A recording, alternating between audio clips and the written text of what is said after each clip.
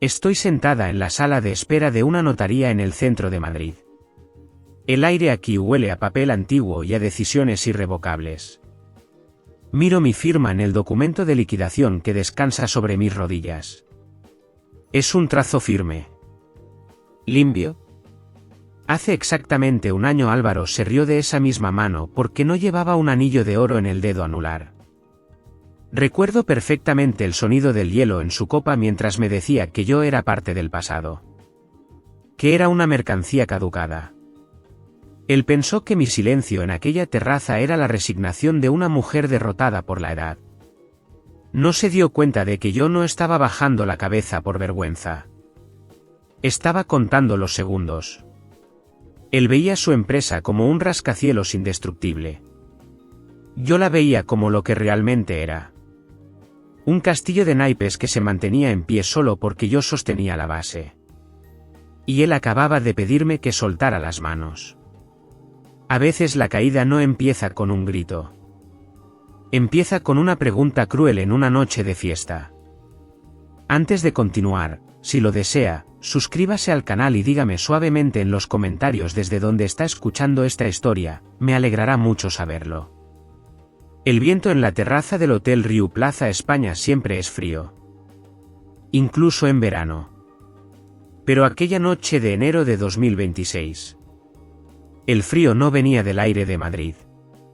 Venía de la mirada del hombre al que yo había dedicado los últimos 5 años de mi vida.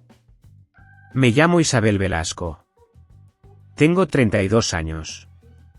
Y esa noche, rodeada de copas de cristal fino y risas que sonaban a dinero fácil, me sentí la mujer más vieja del mundo. Álvaro de la Torre no me gritó. Los hombres como él. Los que creen que el mundo les debe algo solo por existir. No necesitan gritar para romperte el alma. Él simplemente agitó su copa de whisky escocés. El hielo tintineó contra el cristal. Ese sonido todavía me despierta algunas noches. A su lado estaba Chloe. 22 años. Una chica preciosa. Su piel brillaba bajo las luces de la fiesta. Llevaba un diamante en el dedo que captaba todos los reflejos. Un diamante que yo misma había ayudado a Álvaro a elegir. Supuestamente para su madre. Qué ingenua fui. Mírate, Isabel. Dijo Álvaro con una voz suave. Una voz que goteaba una lástima aterradora. Estás cansada. Has perdido tu brillo. Logística Torre es ahora una entidad de 1.000 millones de euros. Necesito una socia que refleje esa vitalidad. Chloe es el futuro. ¿Y tú? Bueno. Tú representas el trabajo duro. El trabajo sucio. Chloe soltó una risita nerviosa. Se aferró al brazo de él como si fuera un trofeo de caza. No seas malo, cariño. Dijo ella. Isabel se ve bien para su edad. Tiene un estilo muy vintage. El círculo de curiosos se cerró a nuestro alrededor. Amigos a los que yo había invitado a cenar a mi casa. Inversores a los que yo había convencido con mis informes. Todos reían. Era una risa nerviosa. La clase de risa que sigue al dinero. Sin importar la moral. Y entonces Álvaro soltó la frase. La frase que se quedaría grabada en mi memoria para siempre. Sacó un sobre grueso de su chaqueta y lo tiró sobre la mesa de caoba que nos separaba. Toma la caridad, Isabel. Es el único valor que te queda. Y dime una cosa. ¿Todavía sin marido? A tu edad eso ya no es mala suerte. Es incompetencia. El silencio que siguió fue absoluto. Sentí que el suelo de mármol bajo mis tacones se abría. En nuestra cultura, decirle eso a una mujer es más que un insulto. Es borrarla del mapa. Álvaro señaló el sobre con la barbilla. Es un finiquito generoso. 6 meses de sueldo. Suficiente para que te busques un apartamento pequeño en Vallecas. Cómprate un gato. Y asume tu realidad. Todos esperaban que yo llorara. Esperaban que hiciera una escena. Que le gritara. Que le suplicara. Mis manos temblaron. Sí. Temblaron. Pero no por miedo. Sino por esa rabia fría que te sube desde el estómago cuando te das cuenta de que has estado durmiendo con un extraño. Extendí la mano. Toqué el sobre. Sentí el grosor de los billetes dentro. Era mi dinero. Mi esfuerzo. Mis noches sin dormir programando los sistemas que ahora le hacían rico a él. Pero si lo tomaba. Le estaba dando la razón. Levanté la vista y miré a Álvaro a los ojos. Ya no vi al hombre que amaba. Vi a un niño asustado disfrazado con un traje caro. Deslicé el sobre suavemente por la mesa. De vuelta hacia él. No lo quiero, Álvaro. Dije con la voz más tranquila que pude encontrar. Yo vendo mi talento. Vendo mi tiempo. Pero mi dignidad no está en venta. Y mucho menos por el precio de tu lástima. Me di la media vuelta. El sonido de mis pasos fue lo único digno que se escuchó en esa terraza. Caminé hacia la salida. Hacia la oscuridad de la zona VIP que estaba cerrada. Necesitaba aire. Necesitaba respirar lejos de su perfume. Me apoyé en la barandilla de metal.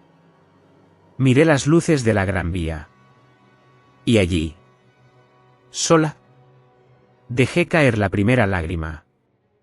Fue una lágrima caliente. Amarga. Bravo. Dijo una voz profunda desde la sombra de una columna. Me sobresalté. Me sequé la cara rápidamente. Un hombre salió de la penumbra. Era alto. Imponente. Llevaba un abrigo oscuro y sostenía un cigarrillo apagado. Tenía el pelo gris en las sienes y unos ojos que parecían saberlo todo. Alejandro Montenegro. El dueño del edificio. El dueño de Medio Madrid. No sabía que el grupo Montenegro tenía interés en los dramas románticos. Dije yo intentando recomponerme. No me interesan los dramas, señorita Velasco. Dijo él con calma. Me interesa la eficiencia. Y acabo de ver cómo la única persona competente de esta fiesta acaba de renunciar a su sueldo. Álvaro piensa que soy un código caducado. Respondí con amargura. Álvaro es un necio con suerte. Dijo Alejandro. Llevo meses observando los algoritmos de su empresa. Son brillantes.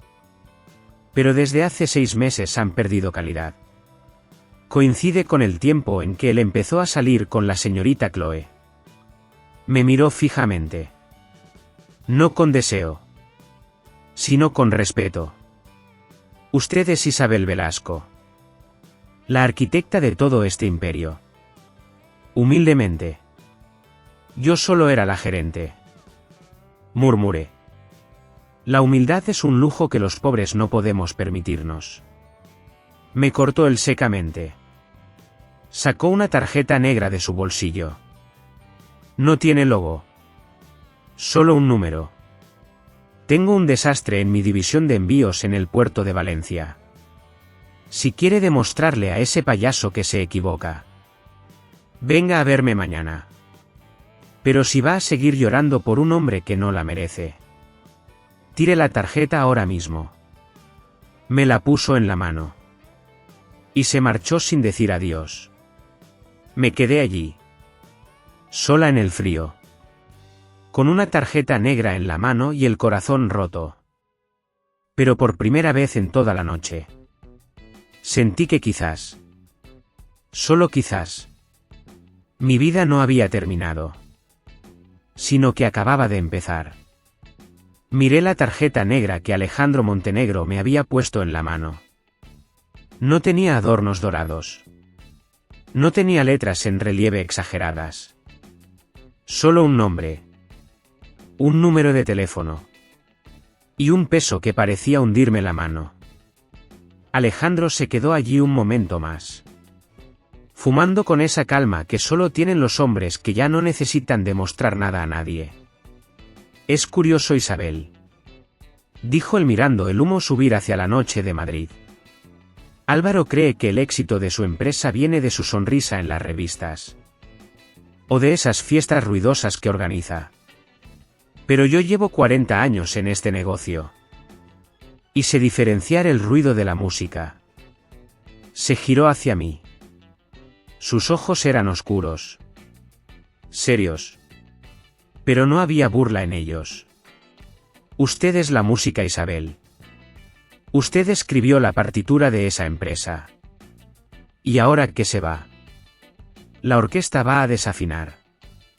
Yo bajé la cabeza. La duda me mordía por dentro. Ese miedo que tenemos las mujeres a veces. Ese síndrome del impostor que nos susurra que quizás, solo quizás, tuvieron suerte y no talento. Álvaro dice que estoy obsoleta. Dije en voz baja. Casi para mí misma. Dice que soy el pasado. Alejandro soltó una risa breve. Sé que el pasado son los cimientos, señorita Velasco. Sin pasado el edificio se cae. Dio un paso hacia mí. No invadió mi espacio. Mantuvo esa distancia respetuosa. Ese señorío que ya casi no se ve en Madrid. Escúcheme bien. La humildad es una joya preciosa para los ricos. A ellos les queda muy bien ser humildes en las galas benéficas. Pero para nosotros, para los que tenemos que ganarnos el pan cada día, la humildad excesiva es una sentencia de muerte. No agache la cabeza ante nadie. Y mucho menos ante un hombre que confunde el valor con el precio. Tiró el cigarrillo y lo apagó con la suela de su zapato de piel. Mañana a las 9. No llegué tarde. Y se fue. 2 días después, la realidad me golpeó con la fuerza de un camión de mudanzas. Ya no había ático en el barrio de Salamanca. Ya no había vistas al Parque del Retiro. Álvaro se quedó con todo. El contrato de alquiler estaba a su nombre. Los muebles. Incluso la cafetera que yo había comprado con mi primer bono. Me encontré arrastrando 2 maletas pesadas por una escalera estrecha en Vallecas. Un 4º piso sin ascensor. El edificio olía a lejía y a sofrito de ajo. Ese olor tan nuestro. Tan de casa. Pero que en ese momento me pareció el olor del fracaso. Abrí la puerta de mi nuevo refugio. Era un estudio pequeño. Las paredes necesitaban una mano de pintura. Y el sofá parecía haber vivido 3 guerras civiles. Me senté en una de las cajas sin abrir. El silencio del piso era abrumador. Ya no sonaba el teléfono de empresa. Ya no había correos urgentes. Solo el sonido de una televisión en el piso de al lado. Y el grito de una madre llamando a su hijo para cenar en la calle. Me acerqué a la ventana. No se veían los rascacielos financieros. Se veía un patio interior, lleno de ropa tendida al sol. Sábanas blancas. Camisas de trabajo. Uniformes de colegio. De repente sentí un nudo en la garganta. Tengo 32 años. Pensé. ¿Y si Álvaro tenía razón? ¿Y si ya es tarde para empezar de cero? Miré mis manos. Manos de teclear. Manos de pensar. No llevaba anillos. No tenía marido. No tenía hijos. Y ahora, tampoco tenía trabajo. La soledad en un barrio obrero se siente diferente a la soledad en un palacio. Es más cruda. Más real. Pero entonces, recordé la frase de Alejandro. La humildad es una sentencia de muerte. Me levanté. Saqué mi portátil de la maleta. Lo puse sobre la mesa de la cocina que cojeaba un poco. Y lo encendí. La luz de la pantalla iluminó mi cara en la penumbra de ese piso de Vallecas. No, me dije a mí misma. No voy a ser la víctima de esta historia. Si tengo que empezar desde abajo, empezaré. Pero esta vez, cada ladrillo que ponga será mío. Y nadie, absolutamente nadie, volverá a decirme que soy mercancía caducada. El edificio del Grupo Montenegro no se parecía en nada a las oficinas de cristal y acero de Álvaro.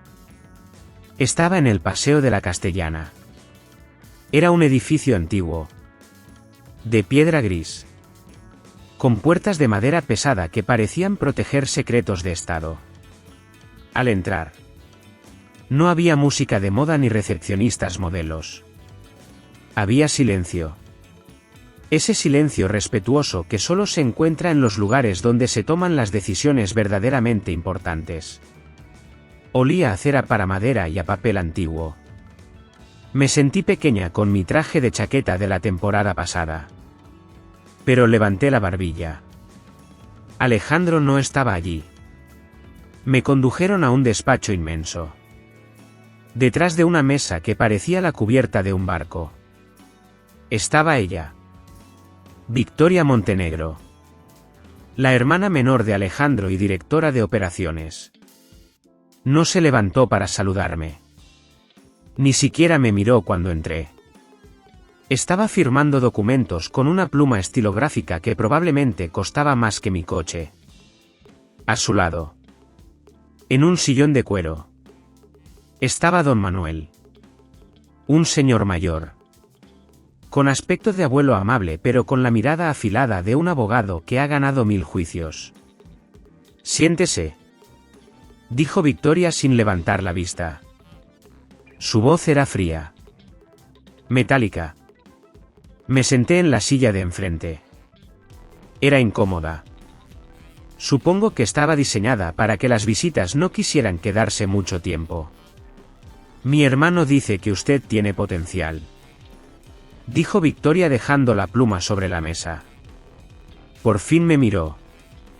Sus ojos eran del mismo color oscuro que los de Alejandro, pero mucho más duros. Yo creo que usted es equipaje pesado, señorita Velasco.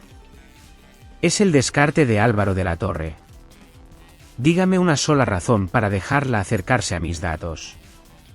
Sentí un golpe en el estómago. Descarte. Esa palabra dolía más que un insulto. Pero no dejé que se notara. Abrí mi carpeta. Saqué una hoja de cálculo que había preparado la noche anterior en mi cocina de Vallecas. Porque su centro de distribución en Valencia está perdiendo dinero, dije con voz firme. Deslicé el papel sobre la caoba de la mesa. He analizado sus rutas de envío de los últimos 3 meses. Están usando un contratista externo para el combustible que les está cobrando un sobreprecio del 15%. Está enterrado en el libro mayor, bajo la partida de gastos varios. Victoria se detuvo. El silencio en la habitación se volvió denso. Don Manuel se inclinó hacia adelante y tomó el papel. Se ajustó las gafas. Vaya, murmuró el anciano. Tiene razón, Victoria. Está aquí, en la línea 304. Victoria cogió el papel de las manos de don Manuel. Lo leyó 2 veces. Sus ojos se estrecharon. Nuestro equipo de auditoría tardó 3 meses y no lo vio, dijo ella. Usted ha tardado una noche. No sonrió, pero asintió levemente con la cabeza. Bienvenida a bordo, señorita Velasco. Don Manuel rió por lo bajo. No deje que Victoria la asuste, niña. Muerde, pero está vacunada. Salí de aquel despacho con un contrato firmado como analista senior. Era un paso atrás en cuanto a título, pero un paso gigante en dignidad. Allí no les importaba mi edad, ni mi ropa. Solo les importaba que los números cuadraran. Me sentí útil de nuevo. Me sentí viva. Pero el pasado tiene garras largas. Al salir del edificio, mi teléfono vibró en el bolsillo. Era un mensaje. De Beatriz. Mi supuesta mejor amiga. La que se quedó en la fiesta bebiendo el champán de Álvaro. El mensaje era corto y cruel. Decía: ten cuidado, Isabel. He oído que te has ido a llorar a las faldas de los Montenegro. No te hagas ilusiones. Alejandro cambia de mujeres como cambia de corbata. No seas más patética de lo que ya eres. Guardé el teléfono. El sol de Madrid me daba en la cara, pero sentí un escalofrío. El miedo a que los rumores destruyeran mi nueva oportunidad me paralizó por un segundo. ¿Y si tenían razón? ¿Y si yo solo era un peón en un juego de hombres ricos? Respiré hondo. Miré hacia arriba. Hacia la ventana del despacho donde acababa de conseguir mi empleo por mérito propio. Y pensé en todas las mujeres que me están escuchando ahora. ¿Alguna vez han sentido eso? ¿Alguna vez han sentido que por mucho que se esfuercen la gente solo mira la etiqueta de su ropa o la fecha de nacimiento en su documento de identidad? Si alguna vez se han sentido juzgadas injustamente. Si alguna vez han tenido que tragar saliva y seguir adelante con la cabeza alta mientras por dentro temblaban. Entonces entenderán perfectamente cómo me sentía yo en esa acera de la Castellana. 2 meses. Pasaron 2 meses en los que mi vida se redujo a una línea recta. De mi pequeño piso en Vallecas a la oficina en el Paseo de la Castellana. Y de vuelta a casa. Llegaba la primera. Me iba la última. Me enterré en el trabajo para no tener que pensar en mi vida vacía. Para no tener que pensar en el silencio de mi teléfono. Alejandro Montenegro mantenía las distancias. Era un jefe impecable. A veces sentía su mirada sobre mí desde el otro lado de la sala de cristal. No era una mirada de vigilancia. Era una mirada de espera. Como si supiera que algo iba a suceder. Y sucedió un martes por la tarde. Llegó a mi mesa una carpeta gruesa de color azul marino. Etiquetada como confidencial. El grupo Montenegro estaba considerando una adquisición agresiva para dominar el mercado nacional. El objetivo era Logística Torre. La empresa de Álvaro. Mi corazón dio un vuelco. Abrí el expediente con manos temblorosas. Empecé a realizar la auditoría. Lo que llaman la diligencia debida. Al principio, los números parecían perfectos. Demasiado perfectos. El crecimiento era exponencial. Los beneficios netos eran la envidia del sector. Cualquier analista habría recomendado la compra inmediata por 800 millones de euros. Pero yo no era cualquier analista. Yo conocía las tripas de esa bestia porque yo misma las había diseñado. Empecé a excavar. Ignoré los resúmenes ejecutivos y me fui a los datos brutos del servidor. Y allí estaba. Escondido entre miles de líneas de código contable. Un patrón que no encajaba. Álvaro había cambiado mi sistema. Estaba reconociendo ingresos futuros como dinero en efectivo actual. Pero eso no era lo peor. Seguí el rastro de las facturas más grandes. Todas llevaban a una serie de empresas registradas en Gibraltar. Empresas sin empleados. Sin oficinas. Solo apartados de correos. Álvaro se estaba facturando a sí mismo para inflar el valor de la compañía antes de venderla. Sentí náuseas. No era rabia. Era una decepción profunda. Álvaro no solo me había traicionado a mí. Había traicionado el trabajo de toda mi vida. Había convertido mi código, mi lógica pura y honesta, en una herramienta para estafar. Me recosté en la silla. La oficina estaba vacía y oscura. Solo brillaba la luz de mi monitor. Tenía un dilema moral terrible. Si hablaba. Si denunciaba esto. Todos dirían que soy la exnovia loca y resentida que quiere arruinar su boda. Dirían que actúo por despecho. Pero si me callaba. El grupo Montenegro. La única gente que me había dado una oportunidad cuando estaba en el suelo.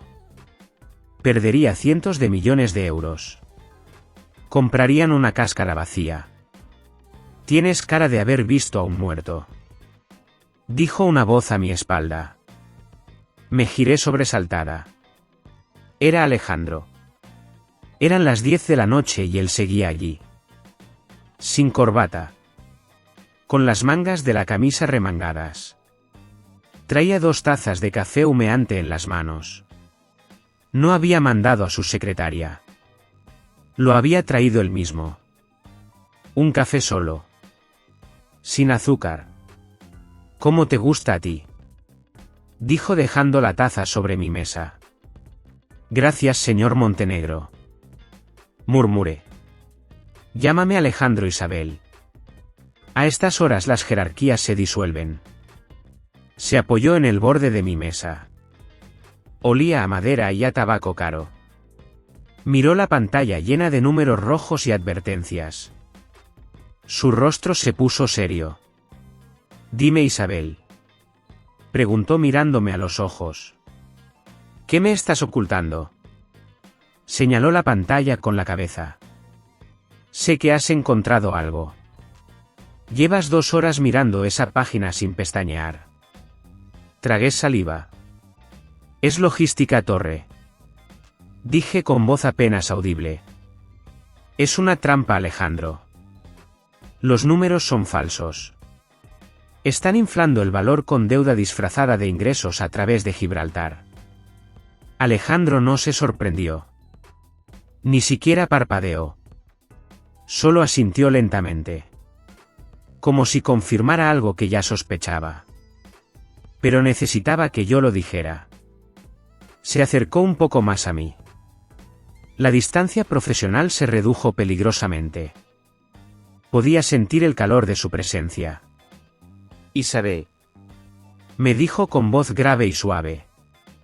Tengo que hacerte una pregunta. Y necesito que seas honesta conmigo. Lo que estás haciendo ahora. Esta investigación. Este descubrimiento. ¿Lo haces por buscar justicia para mi empresa? ¿O lo haces por buscar venganza contra él? Me quedé helada. Era la pregunta más importante que me habían hecho nunca. Miré los números. Miré el reflejo de mi cara cansada en la pantalla. Pensé en mi dignidad. En mi padre. ¿En quién era yo realmente? Lo hago porque soy un analista. Respondí firmemente. Y los números no mienten. Álvaro sí. Alejandro sonrió. Una sonrisa pequeña. Casi imperceptible. Pero que iluminó sus ojos oscuros. Esa es la respuesta correcta, Isabel. Se levantó y cogió su café. Mañana tenemos la reunión final con ellos para cerrar el trato. Quiero que vengas conmigo. Pero señor. Protesté. Ellos dirán que digan lo que quieran. Me cortó él. Tú eres la única persona en esta ciudad que sabe dónde están enterrados los cadáveres financieros de esa empresa. Mañana no vas a ir como su exnovia. Vas a ir como mi directora de estrategia. Ponte algo elegante, Isabel. Mañana vamos a la guerra. Aquella noche en el despacho de Alejandro el tiempo parecía haberse detenido. Fuera de los cristales Madrid dormía. Pero dentro del edificio del Grupo Montenegro se respiraba esa electricidad estática que precede a las tormentas. Yo tenía los papeles en la mano. Eran mi sentencia y mi salvación al mismo tiempo. Alejandro estaba sentado frente a mí. Había leído mi informe 3 veces. Su rostro era una máscara de piedra. No mostraba ira. Tampoco mostraba sorpresa. Solo una concentración absoluta. Isabel, Dijo finalmente dejando los papeles sobre la mesa de roble. Sabía que Álvaro de la Torre era un hombre ambicioso. Pero esto. Señaló los documentos con un dedo firme. Esto no es ambición. Esto es un suicidio financiero disfrazado de éxito. Me miró a los ojos. Su mirada tenía un peso diferente esa noche. Ya no me miraba como a la empleada nueva que necesitaba ayuda. Me miraba como a una igual. Como a una socia en medio de una trinchera. Mañana a las 10. Dijo él con voz grave. Tenemos la reunión definitiva con Álvaro y su equipo. El señor Vidal también estará allí intentando subir el precio. Quieren que pague 800 millones de euros por una empresa hueca. Tragué saliva. El miedo me subió por la garganta. Miedo a ver a Álvaro. Miedo a ver a Chloe. Miedo a las miradas de desprecio y a los rumores que Beatriz ya había esparcido por toda la ciudad. Señor. Dije con voz temblorosa. Si entro en esa sala. Dirán que soy una mujer despechada. Dirán que estoy inventando todo esto porque él me dejó por una más joven. Mi credibilidad quedará destruida. Alejandro se levantó. Caminó hasta donde yo estaba y se detuvo a 1 metro de distancia. Su presencia llenaba la habitación. Isabel, Escúchame bien. Dijo con un tono que no admitía réplica. Mañana no vas a entrar ahí como la exnovia de nadie. Vas a entrar como la directora de estrategia del Grupo Montenegro. Y en esta casa. Los Montenegro nunca bajamos la cabeza ante los estafadores. ¿entendido? Asentí. No pude decir nada más. Salí de la oficina con el corazón golpeándome las costillas. Fui a mi pequeño piso en Vallecas. No dormí. Pasé la noche preparando mi ropa. No elegí un vestido para gustar. No elegí nada que pudiera parecer provocativo. Elegí un traje de chaqueta azul marino. De corte impecable. ¿Serio? Afilado. Planché cada arruga con cuidado. Como si estuviera forjando una armadura de acero. Me recogí el pelo en un moño bajo. Apretado. Sin un solo mechón fuera de lugar. Me miré al espejo del baño. Tenía ojeras. Sí. Pero mis ojos brillaban con una luz nueva. Ya no era la chica que lloraba en la terraza del hotel. Era una mujer que iba a defender la verdad. A la mañana siguiente el coche de Alejandro me recogió. No hablamos durante el trayecto. Él revisaba sus correos. Yo revisaba mi respiración. Llegamos al edificio donde se celebraba la reunión. Logística Torre había alquilado una sala de conferencias en el centro financiero solo para impresionar. Subimos en el ascensor. El panel marcaba los pisos. 10, 20, 30. Cada piso que subíamos era un latido más rápido en mi pecho. Las puertas del ascensor se abrieron. Al final del pasillo estaban las puertas dobles de la sala de juntas. Podía oír las risas de Álvaro desde fuera. Esa risa confiada. Arrogante. La risa de quien cree que ya ha ganado la partida. Alejandro se detuvo frente a la puerta. Se abrochó el botón de la chaqueta. Me miró una última vez. ¿Lista, Isabel? Preguntó. Respiré hondo. Pensé en mi padre. Pensé en mi dignidad. ¿Lista? Respondí. Alejandro empujó las puertas. Y entramos en la boca del lobo. Cuando se abrieron las puertas dobles de roble macizo, el aire dentro de la sala de juntas cambió. Olía a café recién hecho y a esa confianza excesiva que tienen los hombres cuando creen que van a ganar mucho dinero. Álvaro estaba sentado en la cabecera de la mesa. A su lado estaba Chloe.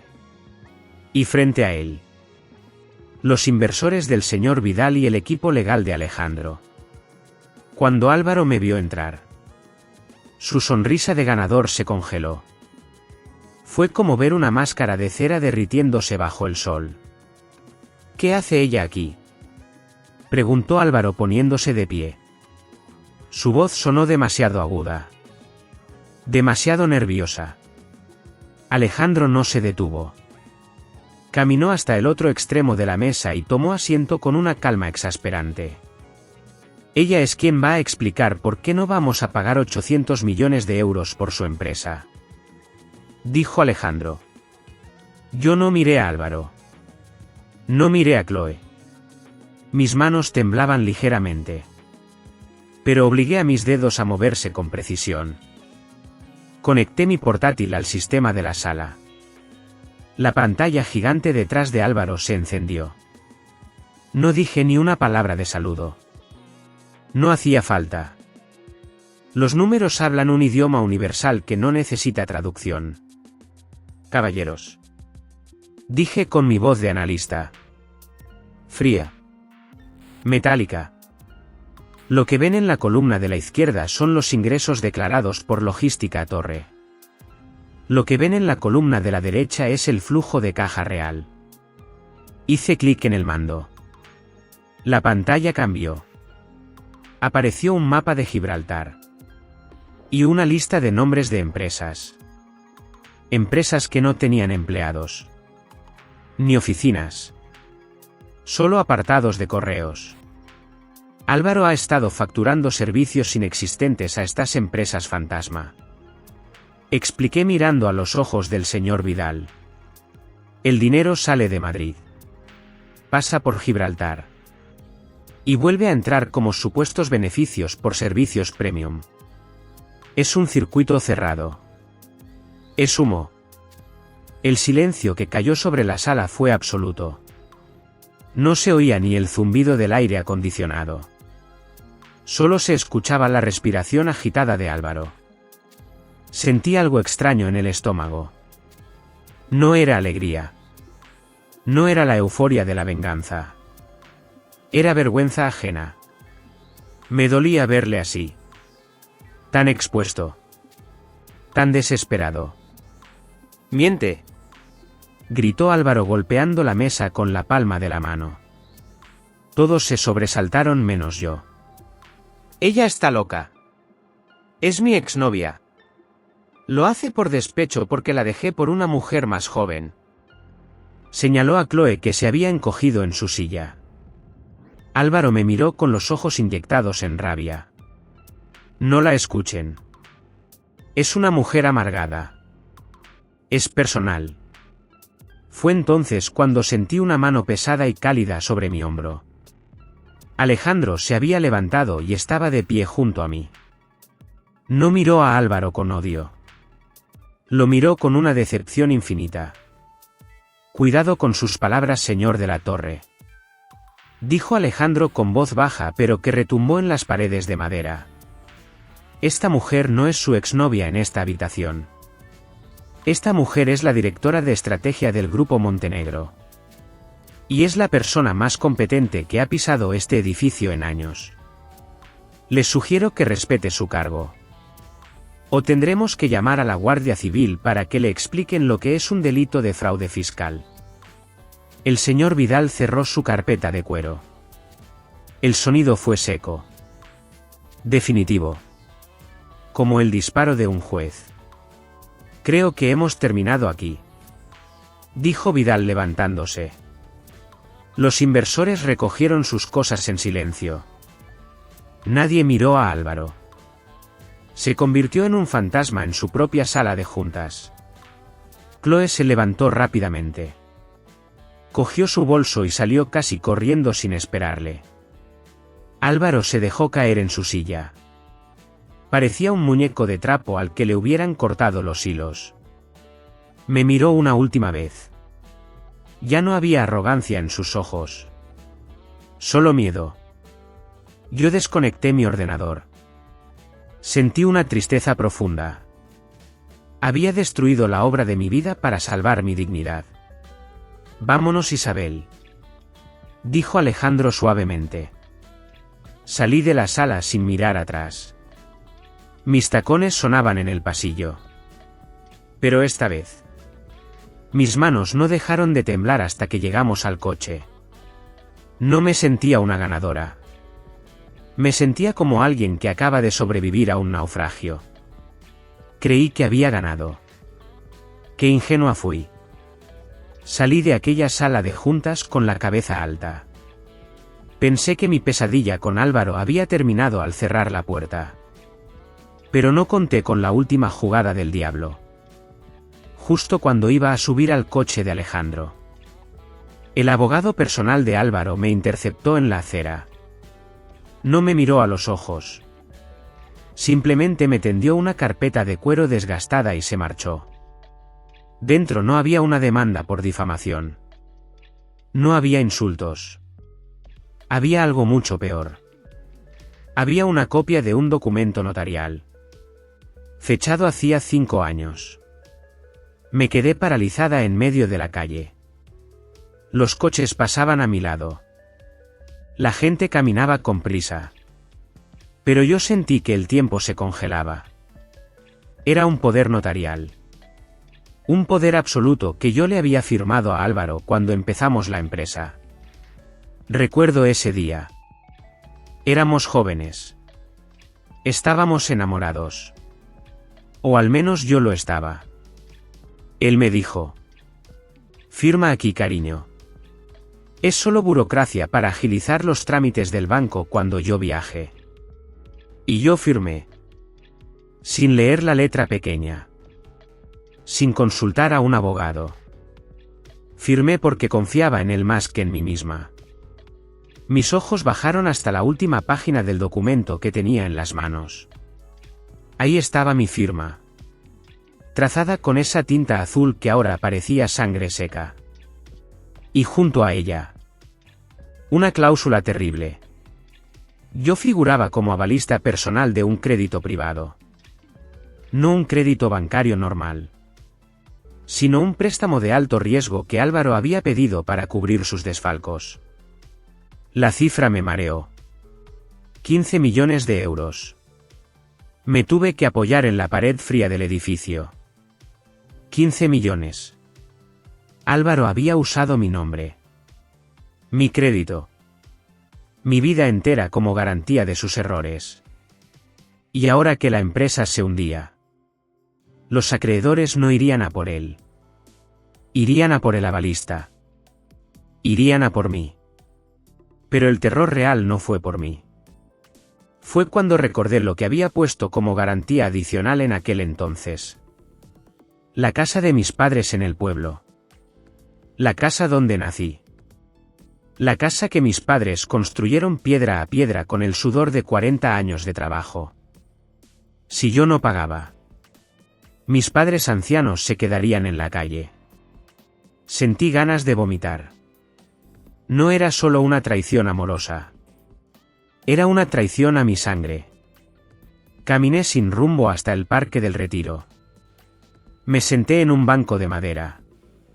Miré a los patos en el estanque. Miré a las parejas paseando de la mano. Y me sentí la mujer más sola y estúpida del planeta. ¿Cómo pude ser tan ciega? ¿Cómo pude entregarle un cuchillo afilado a la persona que dormía a mi lado y luego sorprenderme cuando me cortó? Tenía el papel arrugado en el puño. Y el peso de la culpa me aplastaba el pecho. En ese momento, sentada allí mientras atardecía en Madrid, sentí que el mundo entero me daba la espalda. La soledad a los 32 años es aterradora. No es esa soledad romántica de las películas. Es una soledad fría, que te cala los huesos, que te hace pensar que ya no hay salida. Amigos, los que me estáis escuchando ahora mismo, necesito pediros un favor pequeño. Sé que solo soy una voz en vuestro teléfono, pero necesito saber que hay alguien al otro lado. ¿Alguna vez habéis sentido que estáis al borde de un precipicio y no tenéis a nadie a quien agarrar la mano? Si alguna vez os habéis sentido así. Si entendéis este dolor sordo en el pecho. Por favor. Ayudadme escribiendo el número 1 en los comentarios. Solo un número 1. Para que yo sepa que en esta historia triste todavía tengo compañeros de viaje.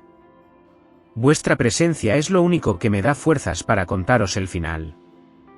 Alejandro encontró el documento notarial sobre la mesa de mi despacho. Yo estaba de pie junto a la ventana, mirando cómo la lluvia empezaba a caer sobre Madrid. No le había dicho nada. No hacía falta. Alejandro tiene esa capacidad de leer los silencios que solo tienen los hombres que han vivido mucho. Escuché el sonido del papel al ser dejado sobre la madera. Luego escuché sus pasos acercándose a mí. Se detuvo a mi lado. Olía a tabaco y a seguridad. A esa seguridad que da el saber que nada malo puede pasarte porque tienes el mundo en tu bolsillo. 15 millones de euros. Dijo él con voz tranquila. Como quien comenta el precio de una cena. Para cualquiera es una fortuna, Isabel. Pero para el Grupo Montenegro es un apunte contable. Es un problema menor. Metió la mano en el bolsillo interior de su chaqueta. Sacó una chequera y una pluma de oro. Voy a firmar un cheque ahora mismo. Dijo abriendo la tapa de la pluma. Liquida esa deuda. Rompe ese papel. Y olvida que Álvaro de la Torre existió alguna vez. Mis padres estarán a salvo. Tú estarás libre. Se acabó el miedo, Isabel. Cerré los ojos. Dios mío. Qué tentador era. Era la salida fácil. Era la salvación. Podía decir que sí. Podía dejar que él me rescatara como el príncipe del cuento.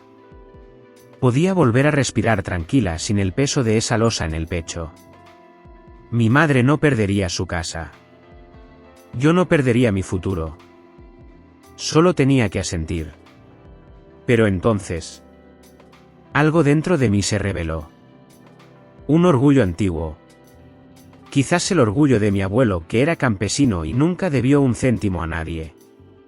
Si aceptaba ese dinero, algo entre nosotros cambiaría para siempre. Ya no sería Isabel Velasco, la estratega brillante, la mujer fuerte. Sería la mujer rescatada, la mujer comprada, la mujer que le debe la vida a su marido. Y esa desigualdad, esa deuda invisible, terminaría matando cualquier respeto entre nosotros. Me giré lentamente. Puse mi mano sobre la suya. Sobre la mano que sostenía la pluma. Sentí su calor. No, Alejandro. Dije suavemente. Él me miró sorprendido. Frunció el ceño. No seas testaruda, Isabel. Dijo él.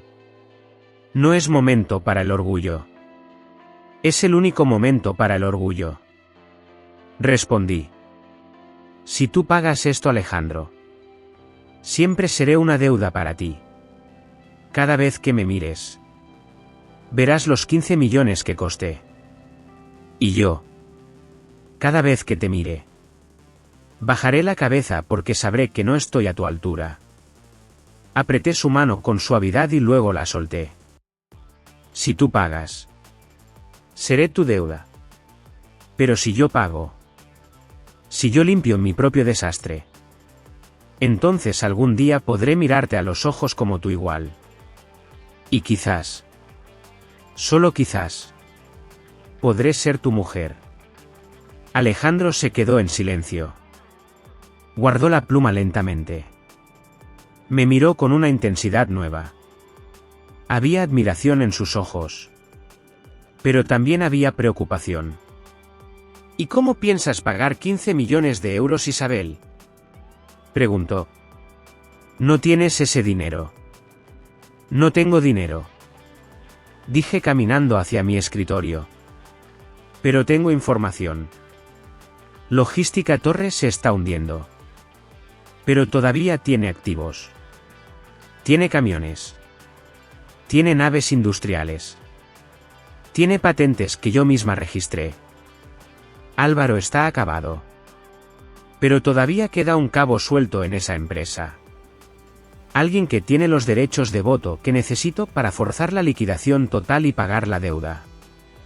¿De quién hablas?, preguntó Alejandro. De Javier de la Torre. Respondí. El hermano desheredado. La oveja negra. El hombre al que Álvaro traicionó antes de traicionarme a mí. Sé dónde encontrarlo. Y sé que él odia a su hermano tanto como yo necesito ese dinero. Voy a buscarlo, Alejandro. Voy a desmantelar la empresa que construí con mis propias manos. Ladrillo a ladrillo. Y con las ruinas de mi pasado. Voy a pagar mi libertad. Dicen que la venganza es un plato que se sirve frío. Pero nadie te cuenta la verdad completa. Nadie te dice que, a veces, ese plato te lo tienes que comer tú misma. Y sabe a ceniza. Los meses que siguieron no fueron una batalla épica. Fueron un funeral. Un funeral largo y silencioso para un sueño que tardé 5 años en construir. Con la ayuda legal de Javier. El hermano al que Álvaro había traicionado.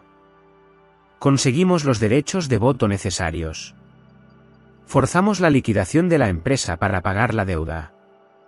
Pero no se sentía como una victoria. Se sentía como una amputación. Recuerdo el día de la subasta de activos. Estaba sentada en la última fila. Vi cómo vendían los servidores informáticos. Esos mismos servidores que yo había configurado con mis propias manos una noche de Navidad porque no teníamos dinero para contratar técnicos. Vi cómo vendían la flota de camiones. Vi cómo vendían las sillas ergonómicas que yo había elegido para que los empleados estuvieran cómodos. Cada golpe del martillo del subastador era un golpe en mi memoria. Adjudicado. Adjudicado. Adjudicado. La gente piensa que destruir a tu enemigo es satisfactorio. Pero cuando tu enemigo es también la obra de tu vida. Destruirlo es destruirte un poco a ti misma. Estaba quemando mi propia casa para que el humo no me asfixiara. Finalmente. Llegó el último día. La deuda de 15 millones de euros había sido cubierta. La casa de mis padres en el pueblo estaba a salvo. Ya nadie podría quitársela. Fui a las oficinas de Logística Torre por última vez para entregar las llaves. El edificio estaba vacío. Ya no había recepcionistas guapas. Ni cuadros modernos en las paredes. Ni máquinas de café haciendo ruido. Solo había silencio. Y polvo. Caminé por el pasillo central. Mis pasos resonaban con un eco triste. Clic. Clac. Clic. Clac. Llegué al despacho principal. La puerta estaba abierta. Y allí estaba él. Álvaro. Estaba sentado en el suelo. Sobre una caja de cartón llena de papeles viejos. No llevaba su traje italiano. Llevaba una camisa arrugada y tenía barba de 3 días. Parecía 10 años mayor que la noche de la fiesta en el hotel. Cuando me vio entrar, no se levantó. No gritó. Ni siquiera intentó mantener esa postura arrogante que siempre usaba como escudo. Me miró desde el suelo. Y en sus ojos ya no vi al hombre que me había humillado. Vi a un hombre derrotado. A un hombre que se había dado cuenta demasiado tarde de que el dinero no compra la lealtad. Nos miramos en silencio durante un minuto eterno. No nos dijimos nada. ¿Qué podíamos decirnos? ¿Lo siento? ¿Te odio? ¿Te quise? Las palabras sobraban. Ya todo estaba dicho en los papeles del juzgado y en las cuentas vacías. Él asintió levemente con la cabeza. Fue un gesto pequeño. Casi imperceptible. Un reconocimiento final. Una despedida. Yo le devolví el gesto. Sin odio. Solo con una inmensa fatiga. Me di la vuelta y apagué la luz del despacho. Dejé a Álvaro a oscuras. Con sus fantasmas. Salí del edificio y el sol de la tarde me golpeó en la cara. Respiré hondo. El aire de Madrid nunca me había parecido tan limpio. Revisé mi cuenta bancaria en el teléfono. Estaba casi a cero. No tenía trabajo. No tenía empresa. No tenía los ahorros de 5 años. Había pagado un precio altísimo por mi libertad. Pero mientras caminaba hacia la parada del metro, me di cuenta de algo importante. Mis bolsillos estaban vacíos. Sí.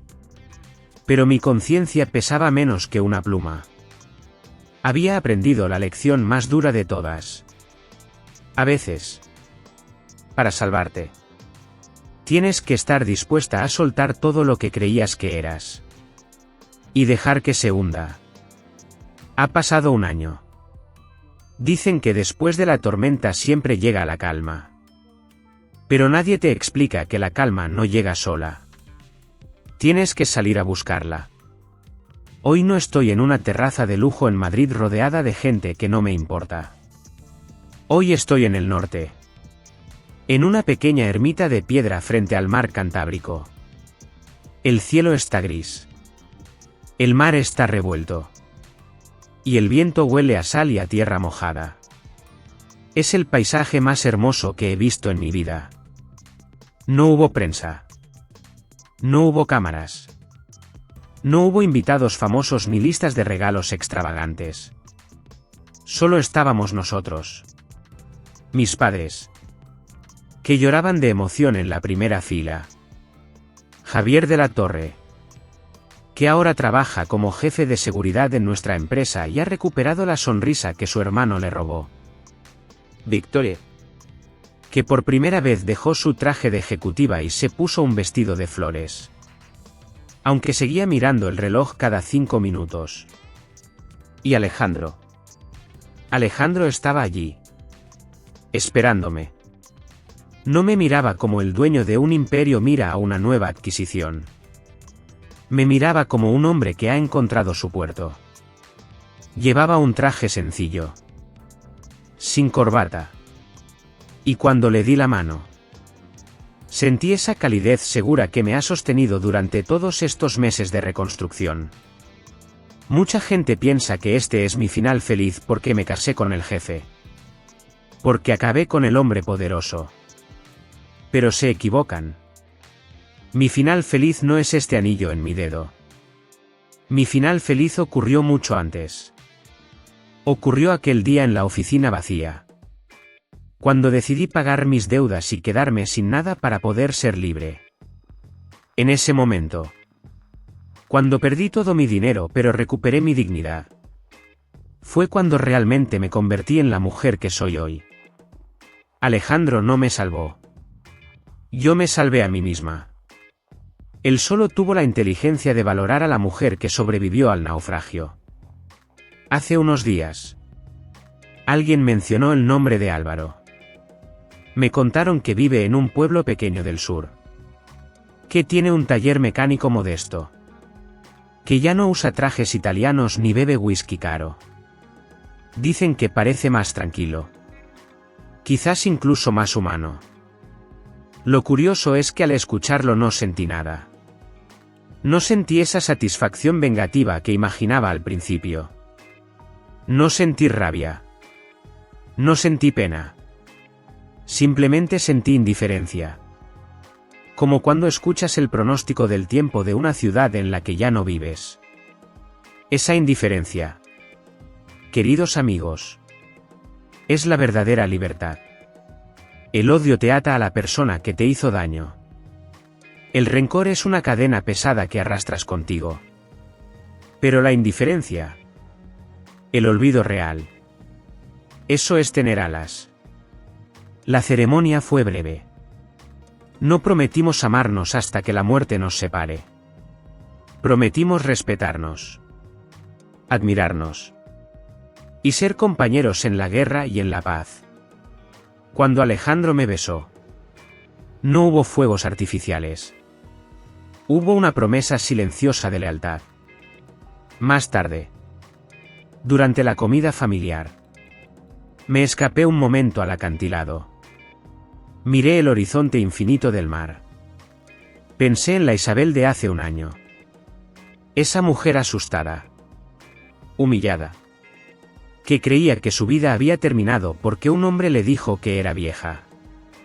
Si pudiera viajar en el tiempo, iría a esa terraza del hotel en Madrid.